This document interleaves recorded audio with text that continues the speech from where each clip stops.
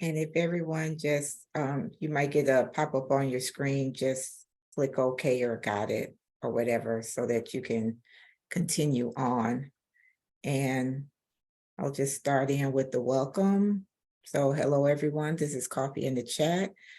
And this is our education series.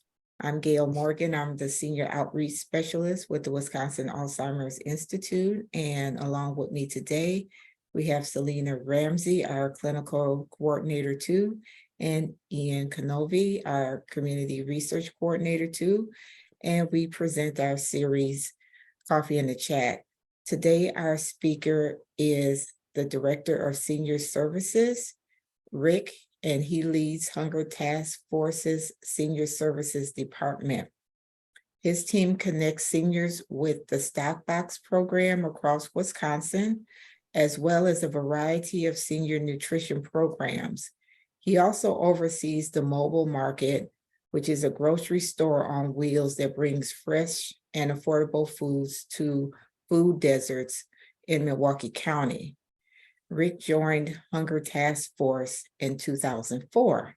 So let's welcome Rick, and I'm going to start up his presentation now. Rick, you can just let me know when I need to change the slides. And we direct you to make sure they release a statement against the they said that they will be working with all the owners. We're trying to make sure they have all the contact information. Oh, hold on. Have the confirmation.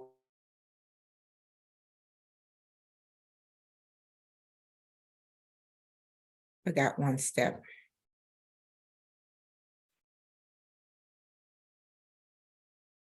There we go. Can everybody see the screen? Yep. Okay. All righty. Well, thank you for having me here today. So I'm going to talk a little bit about what Hunger Task Force does for the community. So Hunger Task Force is Milwaukee's only free and local food bank and Wisconsin's anti-hunger leader. We are very proud that we are free and local. Most food banks throughout the country do not do stuff for free. Like we don't charge for deliveries. We don't charge for food. There's nothing that we charge for. You can do the next one. So what is Hunger Task Force? There's over 170,000 people in Milwaukee County living in poverty. 30% of those living in poverty are under the age of 18. We currently have 45 food pantries that serve over 31,000 people a month and 20 meal programs that serve 20,000 meals a month. Now, in order to be in our network, which is the 45 food pantries and the 20 meal programs, there are certain standards that we require. No, you can't make people go to a church service first in order to receive your food pantries. You have to be open for 2 hours, 2 times a week in order to be our food pantry. Same thing with the meal program. So there are some standards that we keep to a higher level in order for people to be part of our food pantry network. So we don't provide the community, people don't come to Hunger Task Force to receive food. We supply the food pantries with the food. Next.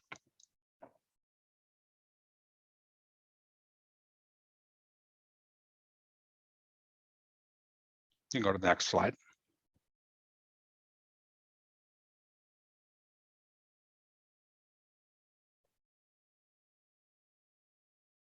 All righty, just a second. It doesn't No want problem. to change slides.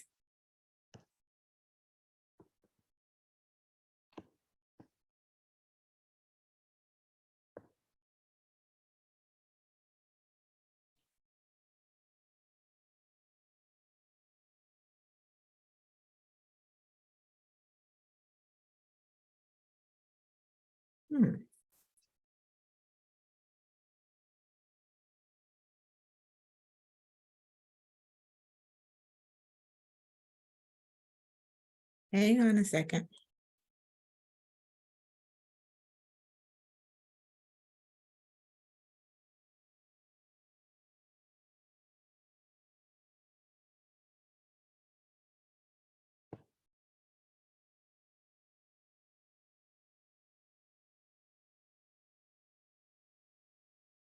All right, try that now. All right. So one of the first programs I want to talk about, which is the Stock Box program, nationally known as the Commodity Supplemental Food Program, CSFP. That's a mouthful, so we just changed it to the Stock Box program. It is a federally funded program all across the country. All the states do now have it. Within the last 2 years, I believe, we finally had it to where they're in all the states. So it's not specific, just the Hunger Task Force. There's actually 4 other CAP agencies in Wisconsin that distribute the CSFP program. What the Stock Box program is, it's a free box of food for low-income seniors 60 or older. It is not designed to meet their food for the whole month, but to help supplement the food with healthy foods that the USDA provides us. It is an income required program. It is self-declared. So seniors 60 or older that have a household of 1, their income has to be at or below $1,580 a month. Household of 2, the combined income needs to be at $2,137 a month, an additional $557 for each additional person in the household.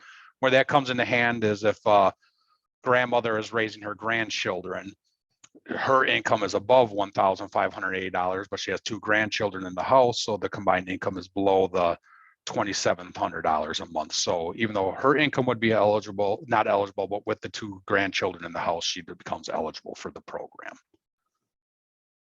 And next.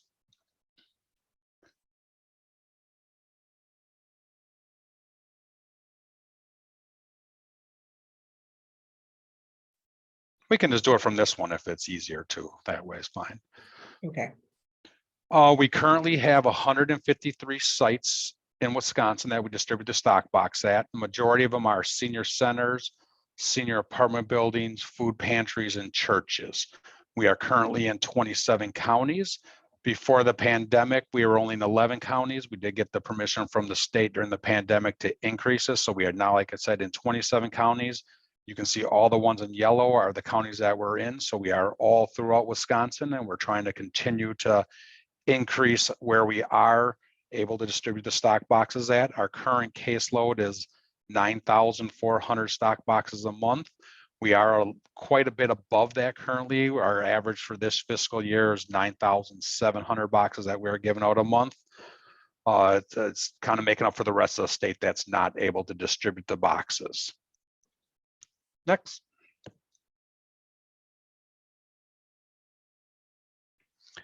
Next is the senior farmer market vouchers. Now, historically, it's always been $25 for seniors to receive. We just received word this year, it'll be $35. It's for seniors to buy Wisconsin-grown fruits and vegetables at the farmers markets. So not only does it help the seniors, it also helps the farmers with the growing the money that they receive for it. The vouchers, we receive 3,015 historically a year to distribute. It is on a first come, first serve basis. So when we run out, we run out. Again, it's for seniors 60 and older. The thing unique about the farmers market vouchers compared to the stock box, which a lot of people get confused, Native Americans can be 55 or older. That's only for the senior farmer market vouchers, not the stock box. And again, it is income qualified, self-declared. We don't know the income levels yet for this year. The CSFP or stock box is 130% below the poverty level. For the farmers markets is 180% below the poverty level. So that income will be higher than the $1,500 that they can have for stock box. Each county has their own vouchers. So the vouchers that Hunger Task Force distributes, you have to live in Milwaukee County in order to receive our vouchers. So they do have to prove that they live in Milwaukee County. We normally start distributing the vouchers in July. We have 5 distribution sites that we normally distribute them at. They're normally senior centers or churches. We try to cover all parts of Milwaukee County, far south, west, east, and north. So that way everyone has an opportunity to receive them. Now, the past 2 years with COVID, they had a little different way of doing it. People could go to hungertaskforce.org and sign up for the vouchers online, and then we would mail them to them. We don't know if they're going to allow us to do that again this year. I do recommend people coming in person though versus doing it online, because we have found that a number of the vouchers got lost in the mail, and with the state's rules, once they sign for it, we mail it out. If they're lost, unfortunately, we cannot replace them. So It wasn't a huge amount, but I'd say out of the 3,000 we did last year, probably about 30 of them didn't get delivered in the mail, which is a shame because a lot of the seniors do look forward to the $25, now $35 to buy the fruits and vegetables at the farmers markets. So it's a very popular program. Starts in July. I'm normally out by August. Next. Next is our mobile market. This is a unique program we started 7 years ago. I think the next tab should have a little video because it's just too hard to explain the mobile market without seeing it. So if you want to go to the next one, it should have a short little video that shows what the mobile market is. Oh, did the link not work? All right, so I'll explain it then.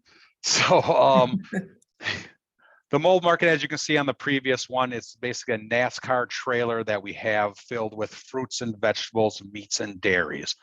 All fresh from the Piggly Wiggly store. The food is picked off the floor each morning and put on the truck. So one side, if you can visualize it, we'll have fruits on one side, vegetables on the other side in the racks that people can shop from, just like a regular grocery store.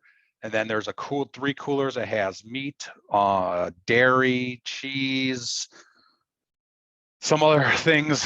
That's why, sorry, can't show you without that, but it just has a variety of shelf-stable, healthy stuff. Hunger Task Force received a grant, a Finney grant. That's why we're able to get 50% off the Piggly Wiggly sale price. So they enter in one side, do their shopping. We have shopping carts in there, little baskets. We have volunteers that are there to help for people that can't get on the truck. It is not wheelchair accessible, unfortunately, but we do have volunteers that will shop for them with a shopping list. It accepts credit card, debit card, or EBT, just no cash. Again, it's all fresh. Each stop, we try to do 2 stops a day. We have a regular schedule. You can go to hungertaskforce.org and go to the mobile market tab, and you will see our schedule. Like I said, it's 2 stops a day. Each stop is an hour and a half. After the first stop, we go back to the Piggly Wiggly, restock it so it is fully stocked for every stop. If you have not been there, I recommend you go check it out or do some shopping yourself. We have people that follow us all around. It is open to everybody. There is no income requirements or age requirements for the mobile market. So it's a very unique program. There's a handful of them that have tried throughout the states to make it successful. We're one of the few that has made it past 3 years. So it's a program we are very proud of that we've had be successful. Next. All right, some of the advocacy for children nutrition that we do. So schools play an important role in shaping the healthy lifestyle of children by offering nutritious meals throughout the federal nutrition program. These meals include milk, fruit, vegetable, whole grains. Hunger Task Force works to maximize the participation in federal school programs such as school breakfast, national school lunch programs, summer meal service programs. We work with school districts to help them manage effective school meal programs and ensure that children are fed during school hours. The first one that we do is the school breakfast program. We work with schools to implement effective breakfast models such as breakfast after the bell and breakfast in the classroom. As we know, a lot of children don't have food in the house. So for them to not have breakfast and how important it is to help them learn in school when they have a full stomach is very important. There's studies that show the kids that don't eat, how they fail in school. So we really push to have schools be involved in those programs. The National Lunch Program, we encourage best practice to collect free and reduced price meal applications for families to maximize eligibility.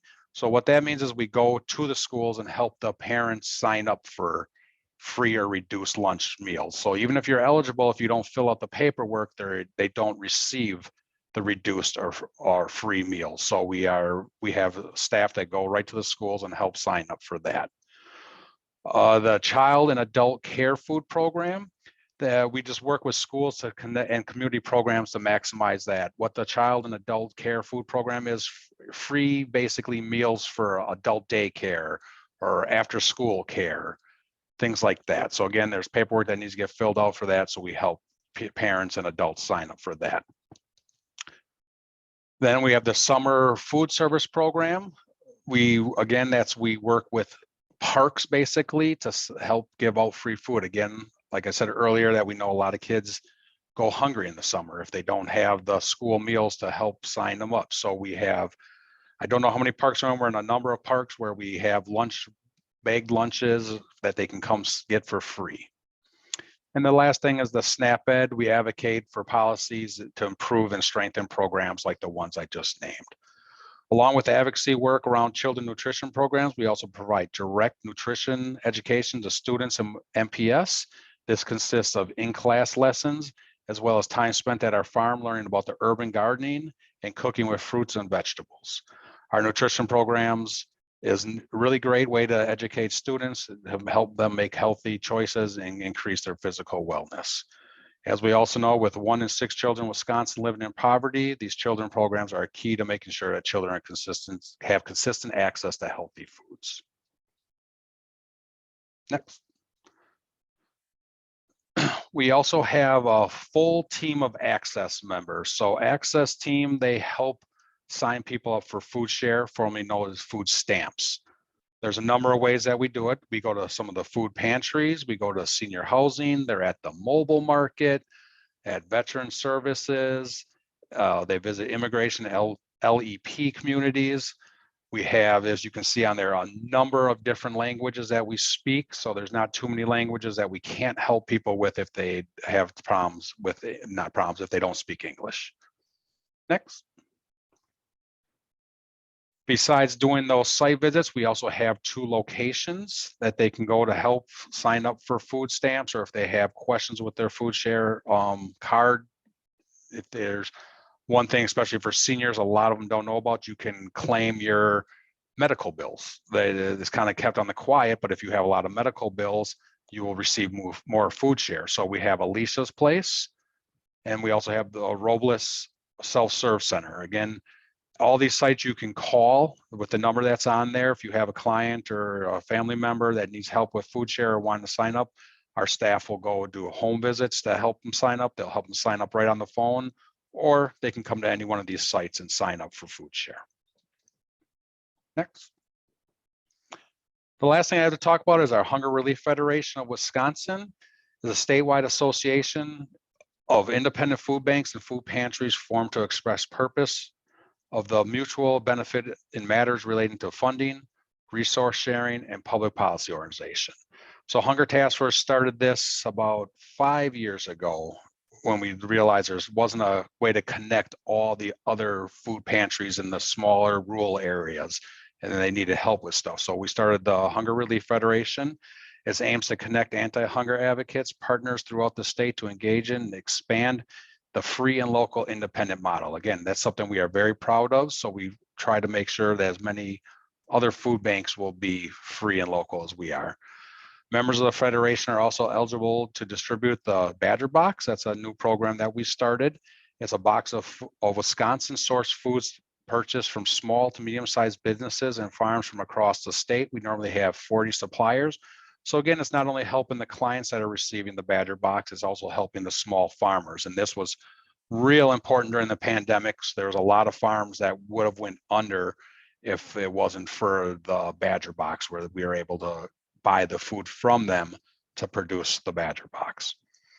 The Federation members receive food, grant, infrastructural, and vital information that Hunger Task Force has to help them thrive. The Federation leaders on our team help make face-to-face visits and establish personal relationships with leaders and volunteers of food pantries, banks, and participating food suppliers. The Federation aims to increase participation in political processes as members use their voice to advocate for anti-hunger policies. We currently have over 160 members in the state.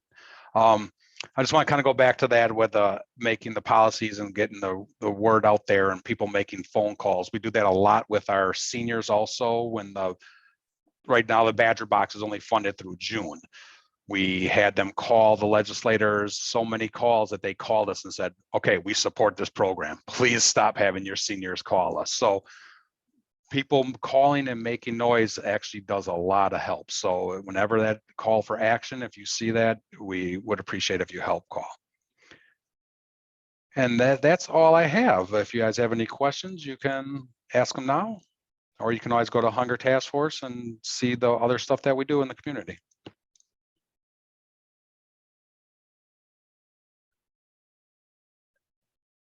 And then Rick, I do have a question. Yeah. If someone was interested in becoming a pantry site, what would they have to do? First thing we'd have to call, you could call Hunger Task Force, and you want to ask for Michael Jonas. He is our food bank director. So again, like I said earlier, there are some standards that we have. The process to become a food pantry is a little bit more than it is for stock box or a mobile market site. So Michael Jonas would talk you through all the things that you have to do in order to be a food pantry. But that would be your first step, is to call Hunger Task Force and ask for Michael Jonas. Thank you.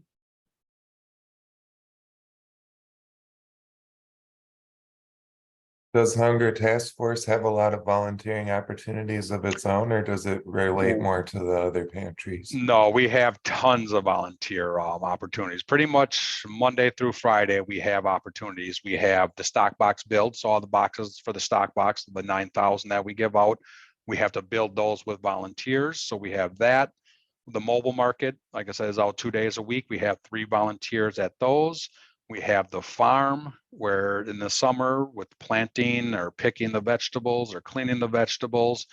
We have things such as the ride-alongs for the drivers to make deliveries. So we have people ride along with that. We have mailings for stuffing the mailings. So there's plenty of opportunities for all ages. I think the only requirement is you have to be 12 or older to volunteer at Hunger Task Force. And I should take it back. We also have in the summer, we have events like Summerfest, where you give 2 cans to get into Summerfest. So we also do have weekend opportunities too in the summer. Very nice. Thanks for sharing those opportunities. And if anyone is interested in volunteering, they just have to go to our hungertaskforce.org. There's a volunteer tab. You click on that, fill out your information. I believe it asks what you're interested in doing. You can click anything, and then Julia will respond to you with some opportunities that we have.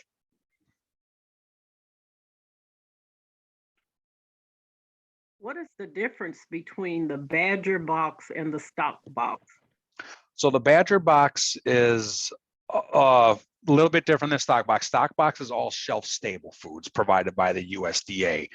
The Badger box, we were able to receive a grant that Hunger Task Force purchases food, and it's mostly fresh foods, and it's all purchased from Wisconsin. So in order for us to put their product in the box, it has to be a Wisconsin produced food. So it has a lot of fresh food in it. We'll have bison meat in it at times. We'll have Newski's bacon in it, eggs, different cheese producers, spices from Penzi Spice, so all different things, versus the stock box is all USDA provided food. Are the qualifications, I'm sorry, Helen, are the qualifications for getting a stock box and the Badger box the same? So the Badger box, that's why I didn't really talk about that. The Badger box is more for our outlying counties that we provide the food for, since they don't have a lot of access to the stuff that we have. The only places that we distribute the Badger box at are our few public stock box distributions. So we have 16 public stock box distributions where we're at for an hour once a month. Those sites, they can receive the Badger box at, just because we don't have enough Badger boxes to provide for everybody. So in order to receive this Badger box in Milwaukee, you have to receive the stock box.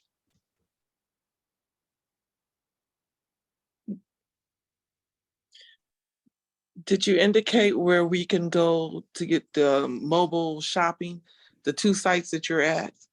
Well, we're at 32 sites. That you'd want to go to our hungertaskforce.org again, and there's right on the main page, there's a site that says mobile market. Click on that mobile market tab, and it will pull up the mobile market schedule. So we do 2 sites a day, Monday through Friday. We have a couple where we only do 1 or close due to maintenance, scheduled maintenance, because that generator takes a lot of maintenance to keep that mobile market running. And I do apologize that the video didn't work, so that would give you a better understanding what the mobile market is. It's kind of hard just to explain it without seeing it, so. And then another question, Rick. I think I heard this, and tell me if I'm incorrect. Did you say if seniors have a lot of medical bills, they could possibly get additional food share? Correct. And what do they have to do to get that then? The best thing for them to do would be to call Alicia's Place or Robles Center, and the access team could walk them through that. I know they have to show their receipts of what they owed and paid for that. I don't know 100% how that works, but I just know they can. I don't know how much medical they have to make their food share increase. But even if it's a little bit, it's worth reaching out to our access staff and finding out if they will get an increase. And our access staff will do it right for them. They'll talk them through it, or have them come to their house and go over the paperwork with them and file it for them.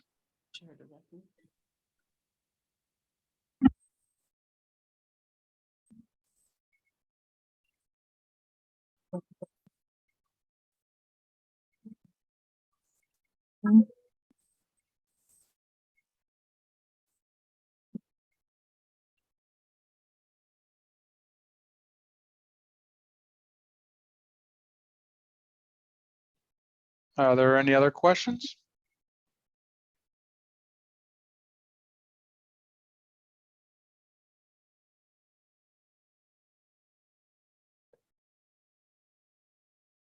It looks like that might be it.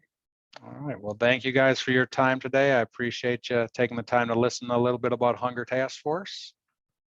And again, if you ever have any other questions, feel free to reach out to us and we can help answer those questions. And thank you so much, Rick, for joining us today and sharing about Hunger Task Force. Everyone, hang on for a second. We have 2 more presentations coming up. We have Groundworks on March 9th. And then we have Vegan Soul doing a cooking demo on March 14th. Hope you join us for that. It will be a live cooking demo, but it would be via Zoom. And so even though it's vegan, it might not be exactly what you think it would be. So hopefully some of you will join in to catch that piece. And make sure to watch your email inbox, because in a little bit here, we'll be sending you an evaluation, and hopefully sometime in the next couple days, you can take a moment to let us know how we did, and if you have any feedback. And we'll send the link to the Hunger Task Force website along with that as well. Thank you. Thanks again, Rick. Thank you. Thanks everybody for coming. Have a great day. Thank you, everyone.